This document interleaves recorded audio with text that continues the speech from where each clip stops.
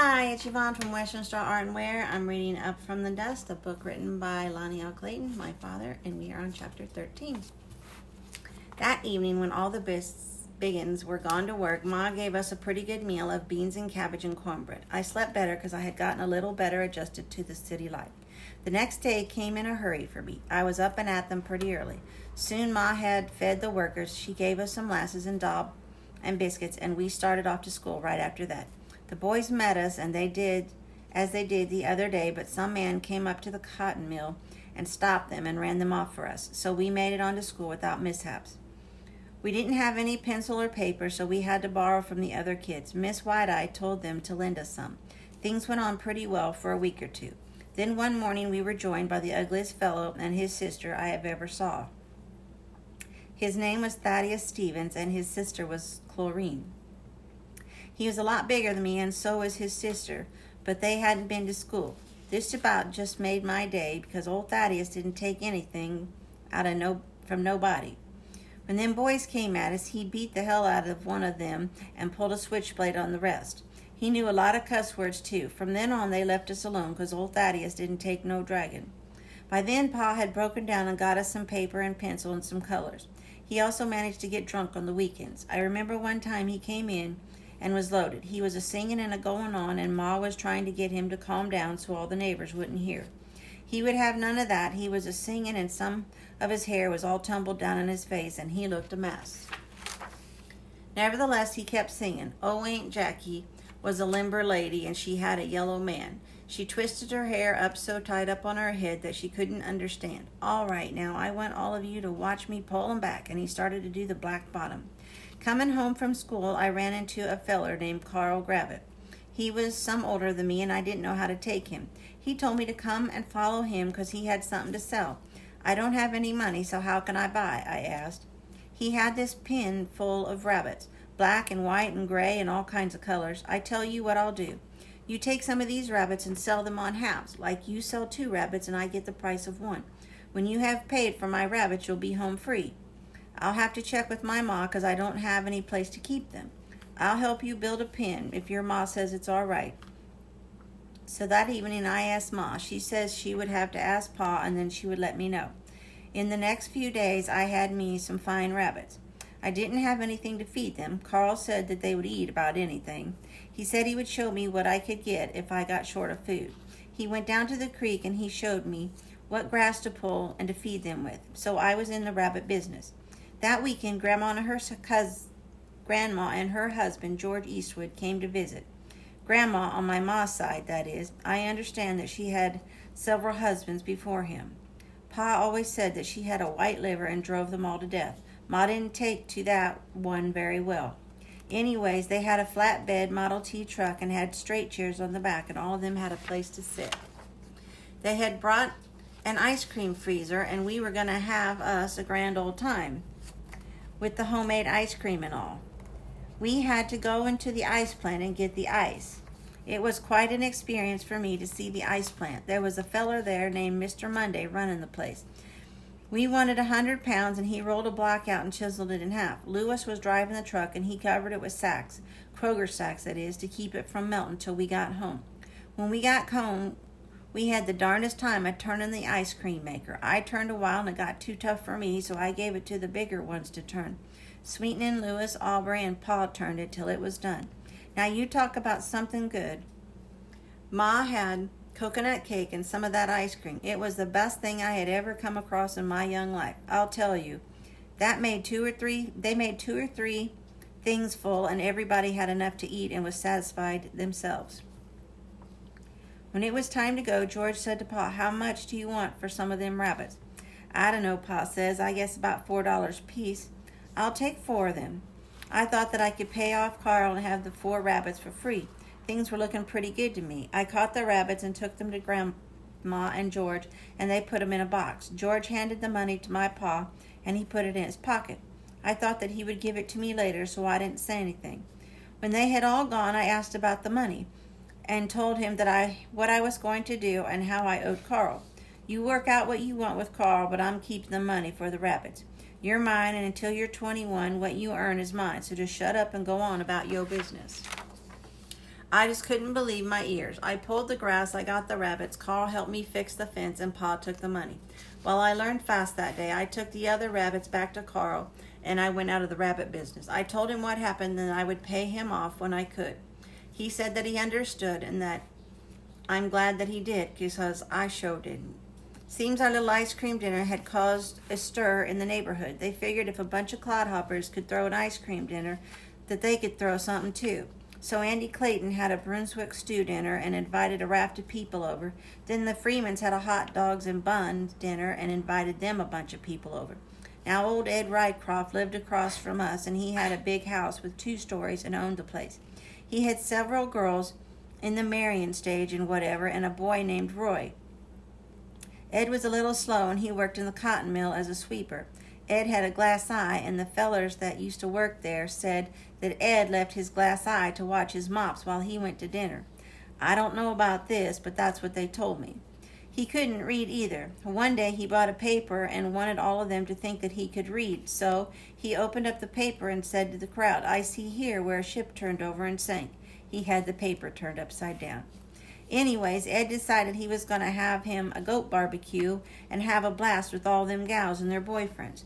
There was one of them boys named McBride that had one of his girls knocked up, and they'd been giving him a bad time over it. So McBride decided that he would even up the matter with them. McBride poured Croatian oil all over the goat meat. Well, all of them fell into eating the goat meat and drinking lemonade and Coca-Cola. All went well for a while, then all hell broke loose. The house sort of had a porch that went all around the second floor. One of the gals and her man was standing up on the porch up there and making out or whatever. It wasn't too far to the ground, so this feller jumps to the ground because he had a pain and he was going to relieve himself. As he landed, he ended up messing himself. His girlfriend started down the steps and she ended up messing herself too. It was night, and the door was ajar, so Roy didn't see any use of closing it. Roy had a cramp and it was a letting her fly inside the outhouse. And here comes Ed making it from the house to the outhouse, and he was down in his britches as he went. When he come up to the door, he just backed himself in the door, unbeknowing that Roy was in there. He let out a stream of poop, and it hit Roy right in the face. "Well, Pa," he says, "dang, Roy, if I'd known you was there, I would have gone somewhere else."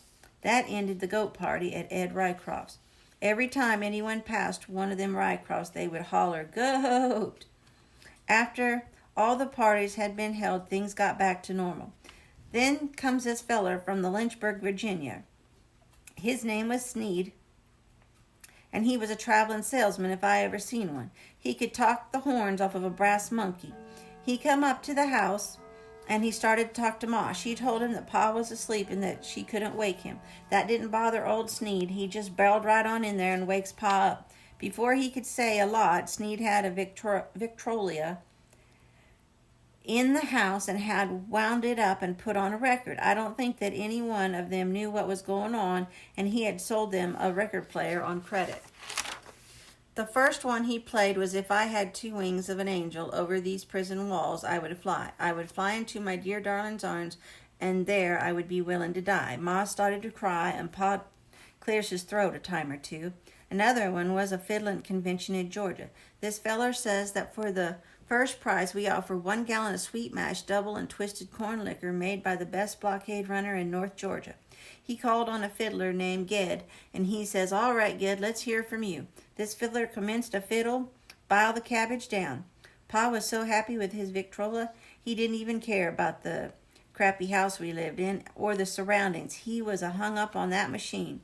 He played the record several times a piece. Another thing he liked was the credit. I didn't think that I ever saw Pa or remember him paying a debt, honest or otherwise. He opened all the doors and let the sound roll out through the neighborhood. Now, old Sneed had a bad habit of smoking all the time, and when he came out of the house, he'd throw a Chesterfield to the side of the house, then left in the Gitney. He would take long drags off the cigarette and inhale the smoke deep. I could see myself a-doing this, and I watched him one day when he came to collect the payment. He threw out a long duck, and it was still burning. I nailed it and ran to the back of the house. There was a dugout under the back of the house, and I crawled under there and got myself ready to take a long drag, like I had seen him do. I pulled her in, and I inhaled deep. Well, sir, I commenced to cough, fart, and sneeze, and I couldn't get my breath for a few minutes. After that, I got sicker than all get out and had to lay around for quite a spell and didn't eat any supper.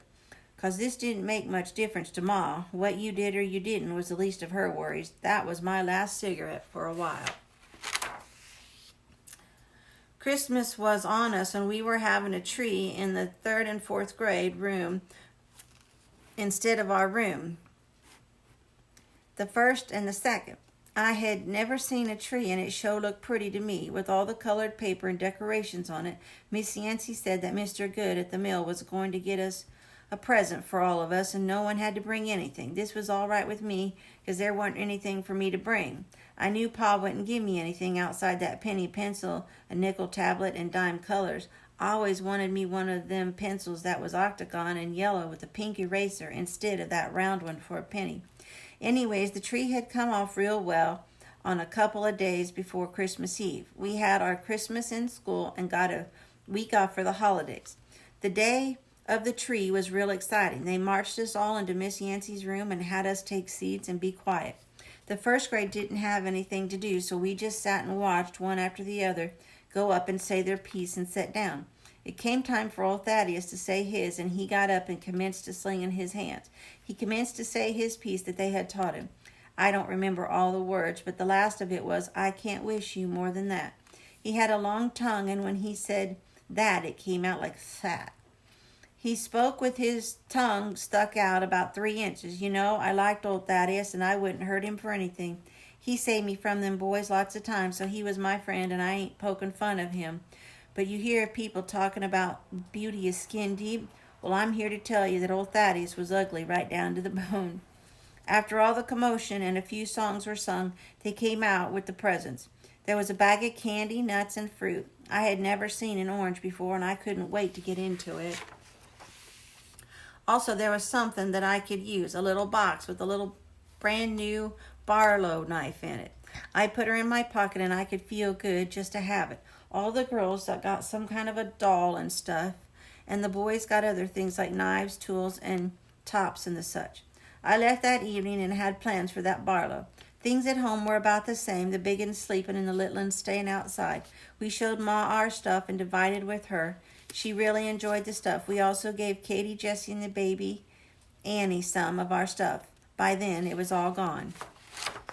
After Christmas and all of the holiday things settled down, Pa bought us some more records. He played them to us, but he would never let anyone play them but himself. And that is the end of chapter 13. I hope you guys are enjoying this. I hope you have a great weekend. I'm going to maybe post this later tonight. It's Friday, or I'll post it on Saturday. You guys, like I said, thinking about you. I hope you're enjoying the book, and I will talk to you later. Bye-bye.